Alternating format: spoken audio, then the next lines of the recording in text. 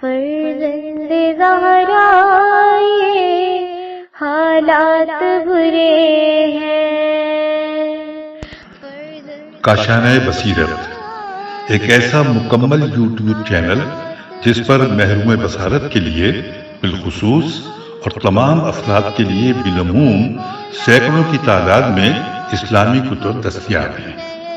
لہذا گزارش ہے کہ آپ اپنی ذمہ داری نبھاتے ہوئے کاشانہ بصیرت کو سبسکرائب کرنے کے ساتھ ساتھ بیل آئیکن کو پریس کیجئے تاکہ آپ علم کے حصول کے ساتھ ساتھ مذہب اہل بیت کی اشاعت میں بھی اہم کردار ادا کرتے رہیں۔ کاشانہ بصیرت۔ فرزند زہرا یہ حالات برے ہیں۔ بسم اللہ الرحمن الرحیم۔ السلام علیکم۔ یہ کتاب آپ کے لیے کاشانہ بصیرت کی یوٹیوب چینل کی جانب سے ریکارڈ کی جا رہی ہے۔ نام کتاب حیات القلوب، جلد دوم، تالیف علامہ مجلسی علیہ رحمہ۔ اب ہم کتاب کا پارٹ نمبر 58 پڑھیں گے۔ صفحہ نمبر 560، 32واں باب، جنگ احد کے حالات۔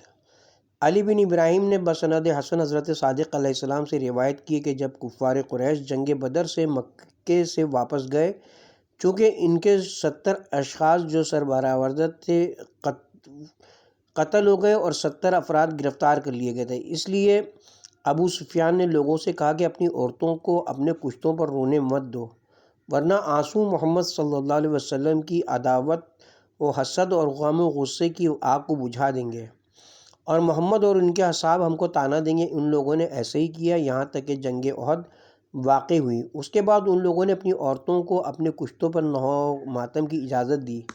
غرض دوسرے سال انہوں نے احد کی جنگ کا ارادہ کیا اور اپنے ہم سوگند بنی کنانہ وغیرہ قبیلوں کو جمع کیا اور بہت کافی ہتھیار وغیرہ سے آراستہ ہو کر 3000 سواروں اور 2000 پیادوں کو لے کر نکلے اور عورتوں کو بھی ساتھ لیا تاکہ مردوں کو بدر کی مصیبت یاد دلاتی رہیں اور ان کو جنگ کی ترغیب دیتی رہیں۔ اور ابو سفیان نے اپنی زوجہ ہند بنت عتبہ کو بھی ساتھ لیا اور علقمہ کی بیٹی حارثیہ بھی ان کے ساتھ روانہ ہوئی۔ کلینی نے سند معتبر حضرت صادق علیہ السلام سے روایت کی کہ ان تمام نعمتوں سے جو خلاق عالم نے اپنے رسول کو عطا فرمائی تھی، ایک یہ بھی تھی کہ آپ پڑھ سکتے تھے، لکھتے نہ تھے۔ جب ابو سفیان احد کی جانب متوجہ ہوا، عباس نے آن حضرت کو خط لکھ کر مطلع کیا۔ وہ خط اس وقت پہنچا جب آن حضرت مدینے کے ایک باغ میں تشریف فرما تھے۔ حضرت نے وہ خط پڑھا لیکن اصحاب کو مطلع نہ فرمایا اور ان کو مدینے لے کر آئے اور وہاں اس خط کے مضمون سے آگاہ فرمایا۔ علی بن ابراہیم کی سابقہ روایت میں اس کے بعد یہ ہے کہ حضرت نے اپنے اصحاب کو جمع کیا اور ان سے فرمایا کہ خدا نے مجھے خبر دی ہے کہ قریش جمع ہو کر مدینے پر حملے کا ارادہ رکھتے ہیں۔ پھر حضرت نے ان کو جہاد کی ترغیب دی۔ عبداللہ بن ابی اور صحابہ کی ایک جماعت نے کہا، یا رسول اللہ، مدینے سے باہر نہ نکلیے، ہم ان سے مدینے کی گلیوں میں جنگ کریں گے۔ بوڑھے، مرد، عورتیں، کنیز و غلام سب گلیوں کے سرے بند کر لیں گے اور کوٹھوں پر سے ان پر پتھر برسائیں گے۔ اس طرح ہم سب ان کو دفع کرنے کی کوشش کریں گے۔ بے شک کبھی کوئی گروہ مدینے پر نہیں حملہ آور ہوا جو ہم پر فتح یاب ہوا ہو، اور جب بھی ہم اپنے قلعوں اور مکانوں سے نکل کر مدینے سے باہر گئے ہیں، دشمن ہم پر غالب ہوئے ہیں۔ لوگ کہتے ہیں کہ حضرت اس رائے پر مائل تھے، لیکن سعد بن معاذ اور اوس کے قبیلے کے لوگ کھڑے ہوئے اور عرض کی، یا رسول اللہ، جس وقت ہم مشرک تھے اور بتوں کی پرستش کرتے تھے، عرب میں کسی کو ہماری طرف جرأت نہ ہوئی، آج کیسے ان کی ہمت پڑی ہے؟ حقیقت یہ کہ اب ہم مسلمان ہو گئے اور حضور ہمارے درمیان ہیں، یقیناً ہم مدینے سے باہر نکل کر ان سے جنگ کریں گے۔ ہم میں سے جو مارا جائے گا وہ شہید ہوگا اور جو باقی رہے گا اس کو جہاد کا ثواب حاصل ہوگا۔ حضرت نے ان کی رائے منظور فرمائی اور اصحاب کی جماعت کے ساتھ مدینے سے باہر آئے تاکہ مقام جنگ کی تعین فرمائیں، جیسا کہ حق تعالیٰ فرماتا ہے پارہ نمبر 4 آیت نمبر 121 سورہ آل عمران، اے رسول، اس وقت کو یاد کرو جبکہ صبح کو تم اپنے اہل و عیال سے رخصت ہو کر باہر نکلے تاکہ مومنوں کے واسطے جہاد کا مقام تجویز کرو، اور خدا تمہاری باتوں کا سننے والا اور تمہاری نیتوں کا جاننے والا ہے۔ پارہ نمبر 4 آیت نمبر 122 سورہ آل عمران، جب تم میں سے دو گروہ نے جنگ میں سستی کی اور واپس جانے کا ارادہ کیا، حالانکہ خدا ان کا محافظ و مددگار تھا اور مومنوں کو چاہیے کہ خدا ہی پر بھروسہ کریں۔ بروایت علی بن ابراہیم حضرت نے فرمایا کہ یہ آیتیں جنگ احد کے دن نازل ہوئیں جبکہ قریش حضرت سے جنگ کے لیے مکے سے روانہ ہوئے اور حضرت مدینے سے نکلے تاکہ ان سے جنگ کے لیے مقام کا تعین فرمائیں۔ اور دو گروہ سے مراد عبداللہ بن ابی اور ایک گروہ جس نے حضرت کی مدد نہ کرنے میں اس کی پیروی کی۔ اور شیخ تبریسی نے امام محمد باقر اور امام جعفر صادق علیہ السلام سے روایت کی کہ ان دونوں گروہوں سے مراد بنو سلمہ اور بنو حارثہ ہیں جو انصار میں سے دو گروہ تھے۔ بعضوں نے کہا ہے کہ ایک گروہ مہاجروں کا تھا اور ایک انصار کا، جو عبداللہ بن ابی کے واپس ہو جانے کی وجہ سے بددل ہو گئے تھے مگر واپس نہیں گئے تھے۔ غرض سابقہ روایت علی بن ابراہیم کی اس کے بعد یہ ہے کہ حضرت نے اپنے لشکر کو عراق کی جانب سے روانہ کیا۔ عبداللہ بن ابی اور خزرج کی ایک جماعت نے جو اس کی قوم سے تھی اس کی رائے کی موافقت کی۔ حضرت نے اپنے اصحاب کو شمار کیا، وہ 700 افراد تھے۔ حضرت نے عبداللہ بن جبیر کو 50 تیر اندازوں کے ساتھ ایک درے پر تعینات کیا کیونکہ اس درے سے کفار کے حملے کا خطرہ تھا۔ حضرت نے ان لوگوں کو تاکید فرمائی کہ اگر تم ہم کو دیکھو کہ ہم کفار کو بھگا رہے ہیں یہاں تک کہ وہ مکے تک پہنچ جائیں تب بھی تم اپنی جگہ سے مت حرکت کرنا۔ اگر یہ دیکھو کہ وہ ہم کو بھگا رہے ہیں اور ہم بھاگتے ہوئے مدینے میں داخل ہو جائیں تب بھی تم اس مقام سے مت ٹلنا۔ ادھر خالد بن ولید کو ابو سفیان نے 200 سواروں کے ساتھ اسی درے کی طاق میں مقرر کیا اور کہا کہ جب ہم مسلمانوں پر ٹوٹ پڑیں تو تو اسی درے سے داخل ہو کر مسلمانوں کے عقب سے ان پر حملہ کرنا۔ پھر ان مشرکین نے مسلمانوں کے مقابلے پر صف باندھی۔ حضرت نے اپنے اصحاب کو ترتیب سے ان کے مقابل کھڑا کیا اور علم لشکر امیر المومنین کو دیا۔ انصار نے یک بارگی مشرکوں پر حملہ کیا اور وہ بری طرح بھاگے۔ حضرت کے اصحاب نے ان کے مال و سامان لوٹنا شروع کیا اور جنگ سے غافل ہو گئے۔ ادھر خالد نے چاہا کہ درے سے آ کر حملہ کرے۔ عبداللہ بن جبیر اور ان کے ساتھیوں نے اس پر تیروں کی بارش کی اور بھگا دیا۔ پھر عبداللہ ابن جبیر کے ہمراہیوں نے دیکھا کہ مسلمان لوٹ میں مشغول ہیں۔ عبداللہ سے کہا کہ ہم کیوں یہاں کھڑے رہیں، مسلمان لوٹ رہے ہیں اور ہم مال غنیمت سے محروم رہیں۔ عبداللہ نے کہا خدا سے ڈرو۔ حضرت نے ہم سے تاکید فرمائی کہ ہم اپنی جگہ سے نہ ہٹیں۔ عبداللہ نے ان کا ہر چند روکا مگر وہ نہ مانے، ایک ایک کر کے چلے گئے۔ عبداللہ کے ساتھ سے 12 اشخاص رہ گئے۔ قریش کا علمدار بنی عبدالدار میں سے طلحہ بن ابی طلحہ ابدری تھا۔ اس نے حضرت سے پکار کر کہا کہ اے محمد صلی اللہ علیہ وسلم، تم کو گمان ہے کہ تم اپنی تلواروں سے ہم کو جہنم میں بھیج دو گے، لیکن ہم تم کو اپنی تلواروں سے بہشت کو روانہ کر دیں گے، لہٰذا تم میں سے جو بہشت میں جانا چاہے آئے۔ یہ سن کر کسی کو اس کے مقابلے میں جانے کی ہمت نہ ہوئی۔ آخر امیر المومنین اس کی طرف بڑھے اور رجز پڑھا جس کا مضمون یہ تھا: اے طلحہ، اگر تم سب ایسے ہی ہو جیسا کہ بیان کرتے ہو، تمہارے پاس گھوڑے ہیں اور ہمارے پاس تلواریں ہیں، لہٰذا مقابلے پر آ کر کھڑا ہو تاکہ میں دیکھوں کہ ہم میں سے کون قتل ہوتا ہے اور ہم میں سے کون اپنی بات کا دھنی ہے۔ بے شک تیرے مقابلے پر حملہ کرنے والا شیر کاٹنے والی تلوار کے ساتھ آیا ہے جس کی باڑ کند نہیں ہوتی اور اس کے مددگار خدا اور رسول ہیں۔ طلحہ نے کہا اے لڑکی تو کون ہے؟ آپ نے فرمایا میں علی بن ابی طالب ہوں۔ اس نے کہا اے قسم یعنی بہادروں کو مارنے والے، میں نے جان لیا کہ تیرے سوا کوئی مجھ سے مقابلے کی جرت نہیں رکھتا۔ پھر اس نے حضرت پر ایک وار کیا۔ جناب امیر نے سپر پر روکا اور ایک تلوار ماری کہ اس کی دونوں رانیں کٹ گئیں اور وہ پیٹھ کے بل گر پڑا اور علم اس کے ہاتھ سے چھوٹ گیا۔ جب حضرت اس کے پاس سر کاٹنے کے لیے پہنچے اس نے رحم کی التجا کی، آپ واپس چلے آئے۔ مسلمانوں نے پوچھا اس کا کام تمام کیوں نہ کر دیا؟ حضرت فرمایا جو ضربت میں نے اس کو لگائی ہے اس سے وہ زندہ نہیں رہ سکتا۔ پھر علم ابو طلحہ کے بیٹے ابو سعید نے اٹھایا، حضرت علی نے اس کو بھی قتل کر دیا اور علم زمین پر گر پڑا۔ پھر ابو طلحہ کے دوسرے بیٹے عثمان نے علم اٹھایا، امیر المومنین نے اسے بھی واصل جہنم کیا اور علم زمین پر گر پڑا۔ پھر ابو طلحہ کے تیسرے بیٹے منافع نے علم اٹھایا تو وہ بھی حضرت کی تلوار سے ماں علم زمین پر گرا۔ پھر ابو طلحہ کے چوتھے لڑکے حارث نے علم اٹھایا اور شاہ ولایت کی ضربت سے وہ بھی خاک کے مسلط پر گرا۔ پھر عزیز بن عثمان نے علم اٹھایا اور تیغ اسد اللہ سے وہ بھی جہنم میں پہنچا۔ پھر عبداللہ بن جمیلہ نے علم کو بلند کیا، وہ بھی جہنم واصل ہوا۔ پھر علم کو عبدالدار کے غلام ثواب نے اٹھایا، حضرت نے اس کو ایک ضربت لگائی کہ اس کا داہنا ہاتھ قطع ہو گیا۔ اس ملعون نے بائیں ہاتھ میں علم لیا، آپ نے وہ ہاتھ بھی کاٹ دیا، لیکن اس نے علم کو اپنے کٹے ہوئے ہاتھوں سے سنبھالا اور کہا، اے بنی عبدالدار، کیا جو شرط نصرت تھی میں نہیں بجا لایا۔ حضرت علی نے اس کے سر پر تلوار کا ایک ہاتھ مارا اور اس کو جہنم واصل کیا۔ پھر علم کو علقمہ حارثہ کی بیٹی عمرہ نے اٹھایا۔ ادھر خالد بن ولید درے کی طرف حملہ آور ہوا، چونکہ ابن جمیر کے ساتھ صرف چند آدمی رہ گئے تھے، اس نے سب کو قتل کر دیا اور مسلمانوں کے پیچھے سے ان پر ٹوٹ پڑا۔ جب قریش نے بھاگتے ہوئے دیکھا کہ ان کا علم ابھی بلند ہے، وہ پلٹ پڑے اور علم کے پاس جمع ہو گئے اور مسلمانوں کو دونوں طرف سے بیچ میں لے لیا۔ اب مسلمان خود بھاگنے لگے اور ہر طرف منتشر ہو گئے۔ کچھ لوگ پہاڑوں پر چڑھ گئے اور حضرت صلی اللہ علیہ وسلم کو تنہا چھوڑ دیا۔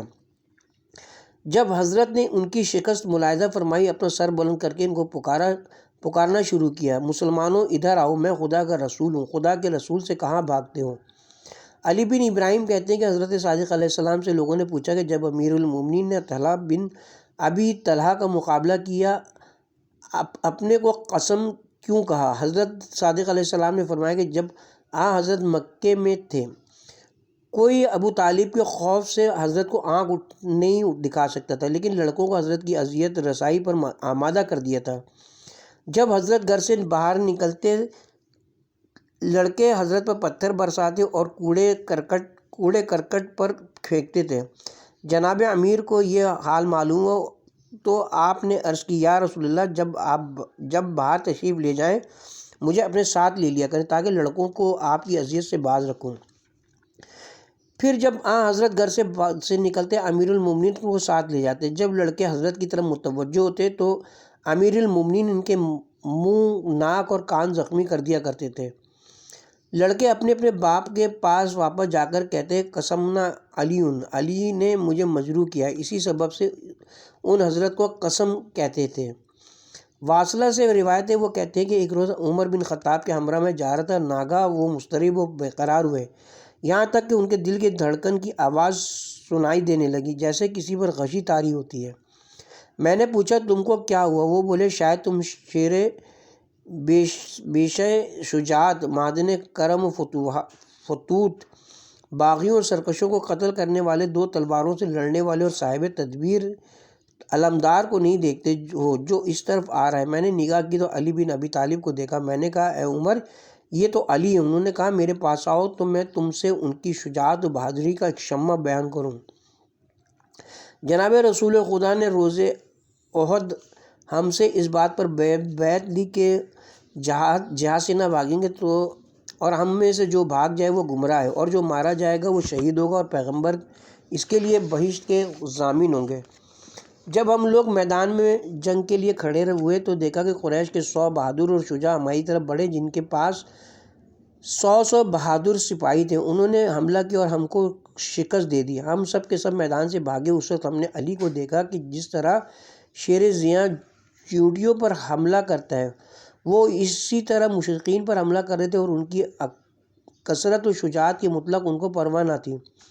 جب انہوں نے ہم کو بھاگتے ہوئے دیکھا، کہا، تمہارے چہرے قبیح ہو جائیں اور تمہارے منہ ٹکڑے ٹکڑے اور خاک آلود ہوں، کہاں بھاگے جاتے ہو؟ حضرت جہنم کی طرف دوڑ رہے ہو۔ جب انہوں نے دیکھا کہ ہم واپس نہیں آتے ہیں تو ہم پر حملہ کیا۔ ایک لمبی تلوار ان کے ہاتھ میں تھی جس سے موت ٹپک رہی تھی۔ پھر انہوں نے کہا کہ تم نے حضرت سے بھاگنے پر بیعت کی اور اس کو توڑ ڈالا، لہذا تم بنسبت مشرکین کے قتل کیے جانے کے زیادہ مستحق ہو۔ جب ہم نے ان کی آنکھوں کی طرف نظر کی تو دیکھا کہ وہ روغن زیت کے 2 پیالوں کے مانند تھی، جن میں آگ روشن ہو چمک رہی تھی، اور خون سے بھرے ہوئے 2 قدحوں کی طرح شدت غضب سے سرخ تھیں۔ ہم کو یقین ہو گیا تھا کہ وہ ایک ہی حملے میں ہم کو ہلاک کر دیں گے۔ آخر بھاگنے والوں میں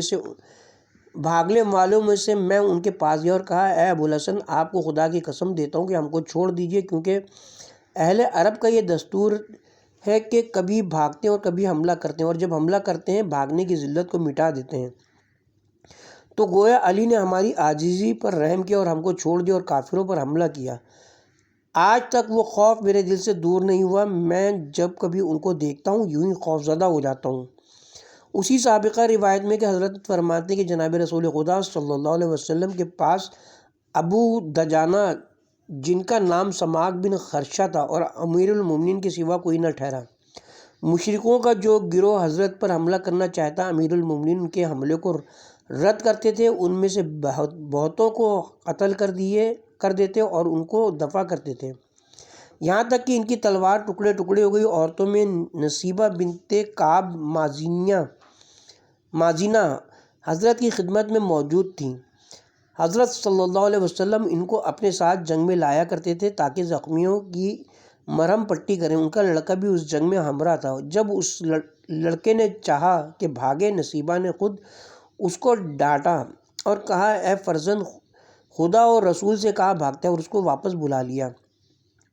مشرکین میں سے ایک شخص نے اس پر حملہ کر کے شہید کر دیا۔ نصیبہ نے اپنے لڑکے کی تلوار اٹھا کر اس کے قاتل کی ران پر وار کیا اور اس کو مار ڈالا۔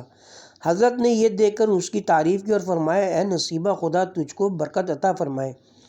وہ حضرت کے سامنے کھڑی اپنا سینہ سپر کیے ہوئے تھی اور کوئی زخم حضرت کو نہ لگنے دیتی تھی، یہاں تک کہ وہ بہت زخمی ہو گئی۔ اسی اثنا میں ابن قمیہ نے حضرت پر حملہ کیا۔ وہ کہتا تھا کہ محمد صلی اللہ علیہ وسلم کو ہمیں دکھا دو، اگر وہ میرے ہاتھ سے نجات پا جائیں تو میری نجات نہ ہو۔ غرض اس نے حضرت کے دوش اقدس پر وار کیا اور چلائے کہ لات و عزیٰ کی قسم، میں نے محمد کو قتل کر دیا۔ اسی حال میں حضرت نے مہاجروں میں سے ایک نامرد کو دیکھا کہ بھاگا جا رہا ہے اور اپنی سپر اپنی پیٹھ اور سر سے لٹکائے ہوئے ہے۔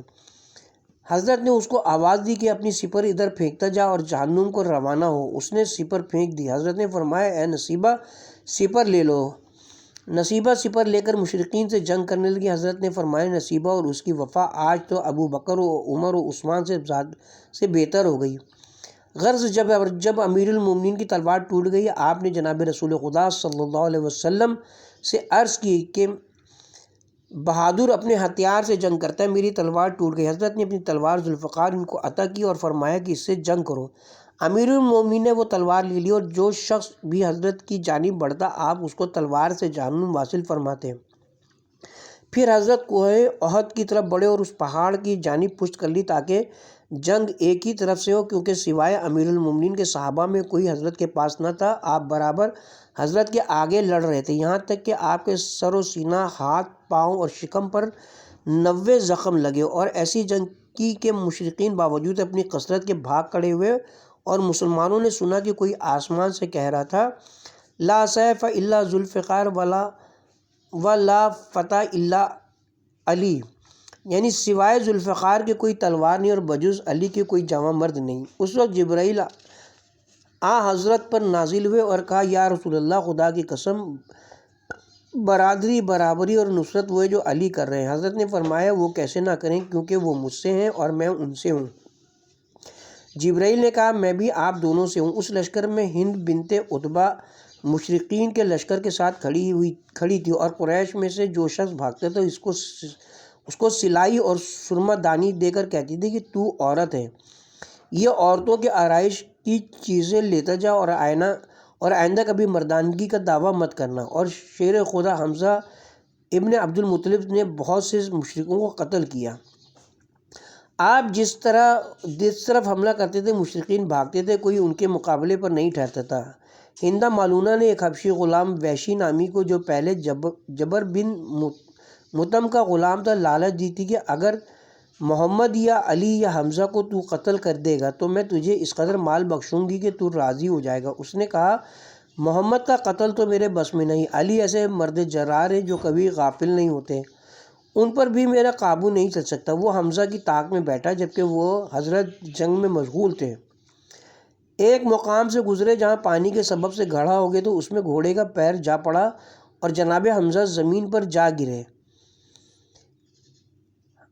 حبشی ملعون ایک نیزہ لیے ہوئے تھا، اس سے حضرت پر وار کیا جو آپ کے زیر ناف سے پھاڑتا ہوا شانے سے نکل آیا۔ دوسری روایت کے مطابق جو حضرت صادق علیہ السلام سے ہے، وہ نیزہ آپ کے سینے پر پڑا اور آپ اس غلام میں ملعون پڑا اور اس غلام ملعون نے نزدیک پہنچ کر حضرت کو شہید کر دیا اور آپ کے شکم مبارک کو چاک کر کے کلیجہ نکال لیا اور ہندہ ملعونہ کے پاس لایا۔ اس نے اپنے دہن نجس میں چبانے کی غرض سے رکھا، لیکن خداوند عالم چونکہ نہیں چاہتا تھا کہ وہ عضو شریف اس ملعونہ کا جزء بدن ہو، اس لیے اس نے ہڈی کے مانند سخت کر دیا، وہ چبا نہ سکی اور زمین پر پھینک دیا۔ خداوند عالم نے ایک فرشتے کو بھیجا جس نے اس کو پھر ان کے سینے میں پہنچا دیا۔ حضرت صادق علیہ السلام نے فرمایا کہ خدا نے نہیں گوارا کیا کہ جناب حمزہ کے بدن کا ایک جزو جہنم میں جائے۔ پھر ہندہ علیہ لعنہ حضرت حمزہ کی لاش پر آئی اور آپ کے دونوں ہاتھ وغیرہ کاٹ کر گردن بند کی طرح اپنے گلے میں شماتیت کی غرض سے لٹکا لیا۔ کفار قریش پہاڑ پر چڑھ گئے۔ ابو سفیان پہاڑ کے اوپر سے چلا رہا تھا، اعلیٰ الحبل، اے حبل بلند رہے۔ جناب رسول خدا نے امیر المومنین سے فرمایا کہ اس کے جواب میں کہیں اللہ علی و اجلا و اجلا، اللہ علی و اجلا، خدا سب سے بلند اور جلیل تر ہے۔ ابو سفیان نے کہا حبل نے ہم کو حکم دیا تھا کہ ہم تم سے جنگ کریں اور اسی کی برکت سے ہم نے فتح پائی۔ جناب امیر نے فرمایا بلکہ خدا نے ہم کو حکم دیا اور تم سے جنگ کے لیے آمادہ ہوئے، وہ ہماری مدد کرے گا۔ ابو سفیان نے کہا یا علی، لات و عزیٰ کی قسم سچ کہتے ہو محمد قتل ہو گئے۔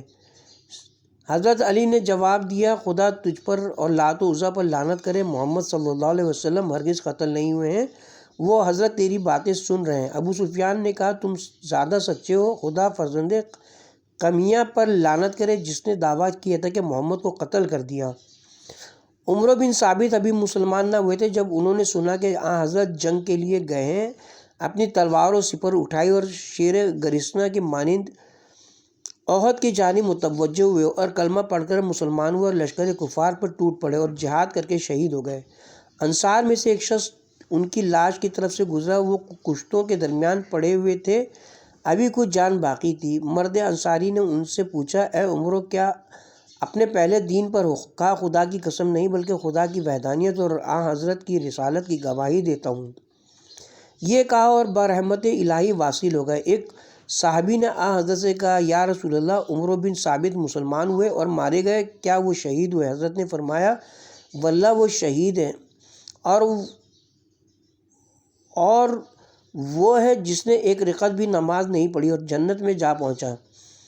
اور حنظلہ بن ابن ابو عامر واہب قبیلہ خزرج کا ایک شخص تھا جس کی شادی شب جنگ احد کو ہوئی، وہ مدینے میں رہ گیا تھا اور اپنی زوجہ سے مباشرت کی، اس کی معذرت میں یہ آیت نازل ہوئی۔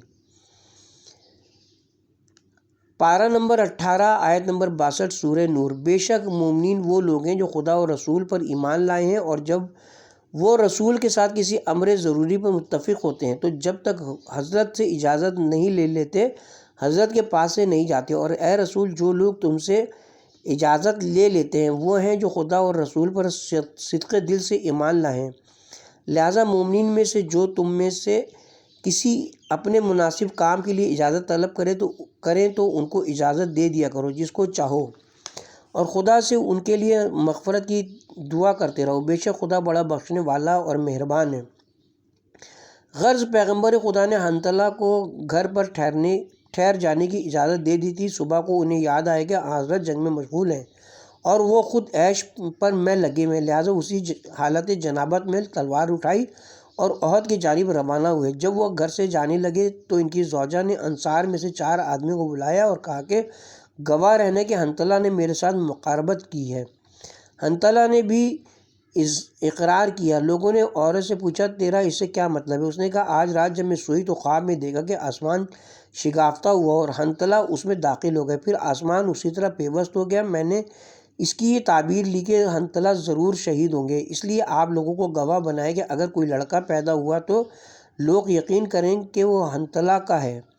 غرض جب حنظلہ معرکہ جنگ میں پہنچے، ابو سفیان کو دیکھا کہ گھوڑے پر سوار ہے اور میدان قتال میں گھوڑے کو دوڑا رہا ہے۔ انہوں نے تلوار نکالی اور ابو سفیان کی طرف بڑھے اور اس کے گھوڑے کو بیک کر دیا۔ ابو سفیان زمین پر گر پڑا اور چلایا کہ اے گروہ قریش، میں ابو سفیان ہوں اور حنظلہ مجھ کو قتل کرنا چاہتا ہے۔ پھر ابو سفیان بھاگا اور حنظلہ نے اس کا تعاقب کیا۔ ایک مشرک نے نیزہ مارا، حنظلہ اس کے نیزے کے ساتھ اس کی طرف جھپٹے اور ایک ضربت لگائی کہ وہ ملعون جہنم واصل ہوا، اور حنظلہ وہیں حمزہ، عمرو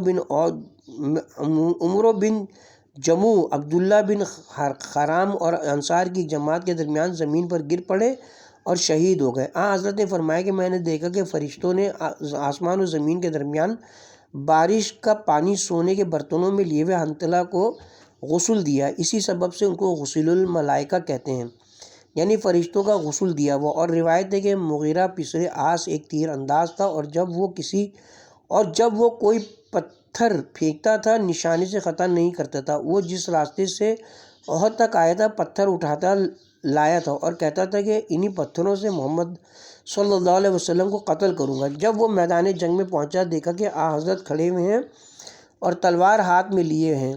اس نے ایک پتھر مارا جو حضرت کے ہاتھ پر لگا اور تلوار گر گئی۔ یہ دیکھ کر وہ چلائے کہ لات و عزیٰ کی قسم، میں نے محمد کو قتل کر دیا۔ جناب امیر نے پکار کر کے فرمایا کہ خدا تجھ پر لعنت کرے، تو جھوٹ بولتا ہے۔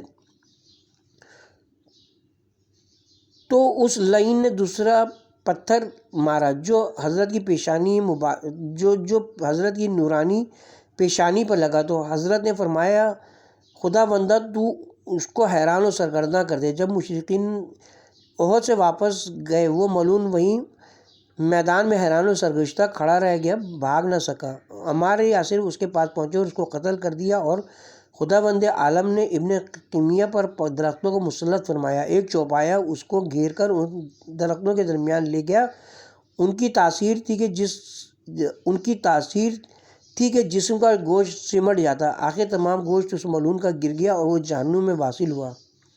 پھر بھاگے ہوئے صحابہ واپس آئے جن کے بارے میں خدا نے یہ آیتیں نازل فرمائیں۔ پارہ نمبر 4 آیت نمبر 142 سورہ آل عمران۔ کیا تم سمجھتے ہو کہ جنت میں چلے جاؤ گے قبل اس کے کہ خدا تمہارا امتحان کرے، تاکہ معلوم ہو جائے کہ تم میں کون جہاد کرتا ہے اور کون صبر کے ساتھ میدان میں ثابت قدم رہتا ہے اور بھاگتا نہیں۔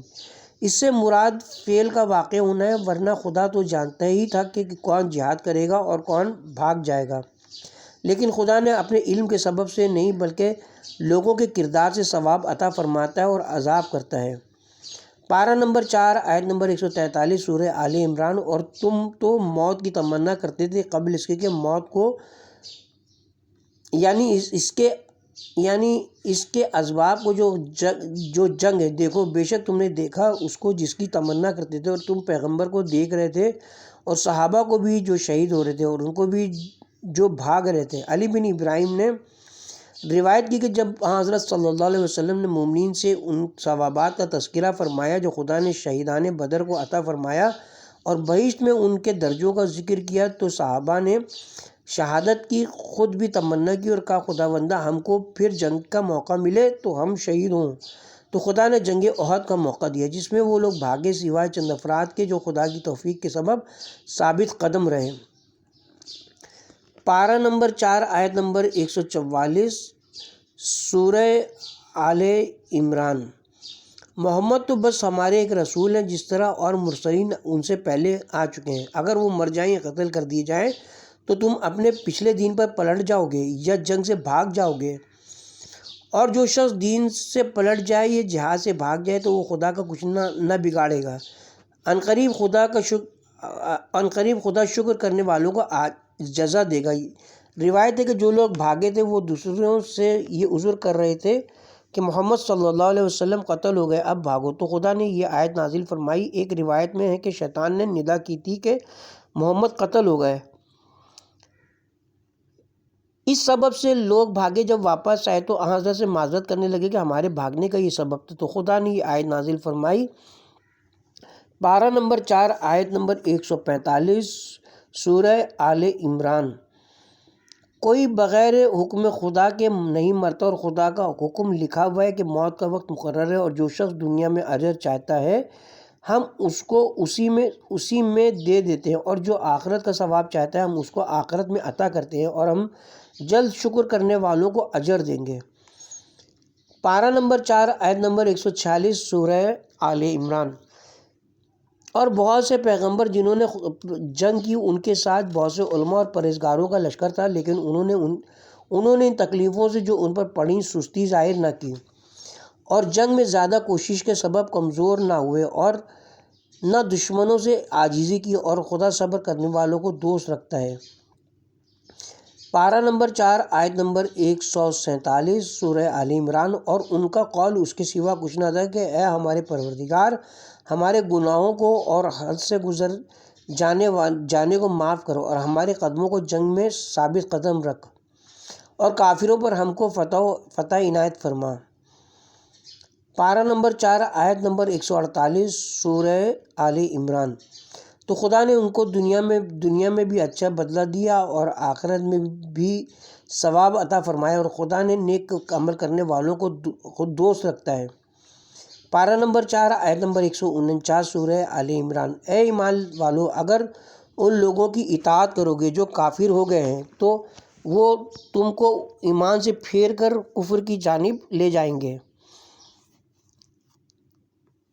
تو نقصان اٹھاتے ہوئے پلٹو گے۔ علی بن ابراہیم کی روایت کے مطابق اس آیت میں کافروں سے مراد عبداللہ بن ابی ہے، جو حضرت صلی اللہ علیہ وسلم کے ساتھ مدینے سے احد کی جانب چلا اور راستے سے واپس چلا گیا اور اپنے ساتھیوں کو قتل ہونے سے ڈرایا۔ پارہ نمبر 4 آیت نمبر 150 سورہ آل عمران۔ بلکہ خدا تمہارا مددگار ہے اور وہ سب سے بہتر نصرت کرنے والا ہے۔ پارہ نمبر 4 آیت نمبر 151 سورہ آل عمران۔ عنقریب ہم کافروں کے اور ان لوگوں کے دلوں میں جنہوں نے اللہ کے ساتھ اس کو شریک کیا ہے، جن کے بارے میں خدا نے کوئی دلیل اور حجت نہیں نازل کی ہے، مسلمانوں تمہارا روب ڈال دیں گے، ان کی بازگاہ جہنم ہے اور وہ کیا برا ٹھکانہ ہے۔ علی بن ابراہیم کی روایت کے مطابق اس سے مراد کافران قریش ہیں جو حضرت سے جنگ کے واسطے آئے تھے۔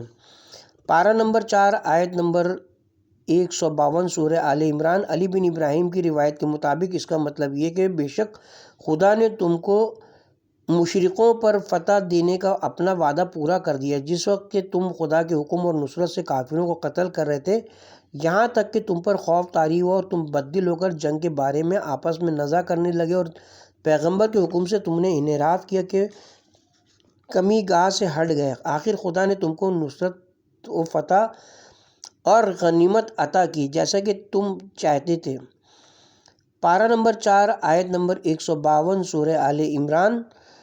تم میں سے بعضوں نے دنیا کو رخ کیا، یعنی اصحاب عبداللہ بن جبیر، جو درے کو چھوڑ کر مال غنیمت لوٹنے میں مشغول ہو گئے، اور بعضوں نے آخرت کو اختیار کیا، یعنی عبداللہ بن جبیر اور ان کے چند ساتھی جو ثابت قدم رہے اور شہید ہو گئے۔ تو تم دشمنوں کو شکست نہ دے سکے اور خدا نے تمہاری مدد نہ کی تاکہ تم کو آزمائے، آخر اس نے تم کو معاف کر دیا، اور خدا مومنین پر فضل و احسان کرنے والا ہے۔ پارہ نمبر 4 آیت نمبر 153 سورہ آل عمران۔ جس وقت کہ تم بھاگ کر پہاڑ پر چڑھ رہے تھے اور رکتے نہیں تھے اور نہ کسی کی طرف مڑ کر دیکھتے تھے، حالانکہ تم کو پیغمبر پکار کر بلا رہے تھے، تو تم پر غم کے بعد غم نے بدلہ دیا تاکہ تم اندوہ کی نہ ہو اس پر کہ جو فتح و غنیمت تم سے زائل ہوئی، اور قتل و زخم اور شکست جو تم کو حاصل ہوئی، اور خدا تمہارے اعمال سے خوب واقف ہے۔ حضرت امام محمد باقر علیہ السلام سے منقول ہے کہ غم اول بھاگنا اور مارا جانا ہے، اور دوسرا غم خالد بن ولید کا مسلط ہونا، اور جو کچھ ان سے زائل ہوا وہ مال غنیمت ہے، اور جو ان کو حاصل ہوا وہ ان کے بھائیوں کا مارا جانا تھا۔ پارہ نمبر 4 آیت نمبر 154 سورہ آل عمران۔ پھر خدا نے غم و اندوہ کے بعد تم کو امان و آرام عطا کیا جو تمہارے خواب کا سبب ہوا، جو تم میں سے ایک گروہ پر غالب ہوا اور دوسرا گروہ جس پر غم طاری تھا۔ علی بن ابراہیم نے روایت کی کہ جب حضرت صلی اللہ علیہ وسلم کے اصحاب بھاگنے اور زخمی ہونے کے بعد واپس آئے اور حضرت سے معذرت کی، تو خدا نے اپنے پیغمبر کو سچے اور جھوٹوں کو پہچانوانا چاہا۔ اس وقت ان پر نیند غالب ہوئی، قریب تھا کہ وہ زمین پر گر جائیں، اور منافقین کو جو حضرت کی تکذیب کیا کرتے تھے قرار نہ تھا۔ ان کی عقلیں زائل ہو گئی تھی، وہ بے سر و پا باتیں کر رہے تھے اور جو کچھ ان کے دلوں میں تھا بے اختیار کر رہے تھے۔ تو خدا نے گروہ اول جو فرمایا وہ مومنین کا گروہ ہے، اور دوسرا منافقوں کا گروہ ہے، جن کے بارے میں فرماتا ہے کہ حوالہ مذکور یعنی وہ خدا کے بارے میں نامناسب کافرانہ جاہلیت کے مانند گمان کرتے ہیں کہ کہتے ہیں کہ محمد کا معاملہ پورا نہ ہوگا، اور انکار کے طور پر پوچھتے ہیں کہ ہمارے لیے بھی فتح و نصرت میں کچھ ہے۔ اے رسول کہہ دو تمام حکم خدا ہی کا ہے اور اسی کی مشیت پر سب کچھ ہے۔ وہ اپنے دلوں میں پوشیدہ رکھتے ہیں جو کچھ تم سے ظاہر نہیں کرنا چاہتے۔ پارہ نمبر 4 آیت نمبر 154 سورہ آل عمران۔ منافقین نخیلہ میں آپس میں کہتے ہیں کہ اگر ہم کو اختیار ہوتا تو نہ ہم اپنے شہر سے باہر نکلتے اور نہ یہاں قتل ہوتے۔ اے رسول کہہ دو کہ اگر تم اپنے گھروں میں ہوتے تب بھی وہ لوگ نکلتے جن کے لیے روز اول قتل ہونا لکھا جا چکا تھا اور اپنی قتل گاہ میں پہنچ جاتے۔ اس کے ساتھ ہی اب ہم یہاں پہ کتاب کے پارٹ نمبر 58 کا اختتام کرتے ہیں۔ 32واں باب جنگ بدر کے حالات کا سلسلہ ابھی جاری ہے، اور پارٹ نمبر 59 کا آغاز ہم اسی باب سے کریں گے انشاءاللہ۔